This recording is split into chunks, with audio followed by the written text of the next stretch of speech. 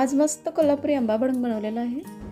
इथे मी भडंगसाठी कोल्हापुरी चिरमुरी घेतलेले आहेत आणि ते वाळवून घेतलेले आहे। इथे भडंग बनवण्यासाठी मी एक मसाला केलेला आहे। त्याच्यामध्ये मी धने घेतलेले आहेत, जिरे घेतलेले आहे, बडीशेप घेतलेले आहे, आमचूर घेतलेला आहे, हळद घेतलेली आहे, कोल्हापुरी मसाला घेतलेला आहे, मीठ घेतलेलं आहे आणि साखर घेतलेले आहे। हे मी मिक्सरला बारीक वाटून घेतलेलं आहे। इथे मला चिवड्यासाठी शेंगदाणे घेतलेले आहेत आणि आलं लसूण मी चेचूनच घेतलेलं आहे आणि कढीपत्ता घेतलेला आहे। एक कढई घेतली, त्याच्यामध्ये मी शेंगदाणे पहिले खरपूस असे तळून घेतले। नंतर राहिलेलं अर्धं तेल त्यातलं मी काढून ठेवलं आणि थोड्या तेलामध्ये मी फोडणी करून घेतली। त्यामध्ये जिरे, मोहरी, हिंग, कढीपत्ता, लसूण हे सर्व मी भाजून घेतलं। त्यानंतर त्याच्यामध्ये परत मी कोल्हापुरी मसाला घातला, थोडीशी हळद घातली, थोडंसं चवीनुसार मीठ घातलं आणि जो बनवलेला मसाला आहे तो मसाला घातला। हे सर्व परतून झाल्यानंतर त्यामध्ये मी वाळवून ठेवलेली चिरमुरी आहे ती चिरमुरी घातली आणि छान असं मिक्स करून घेतलं।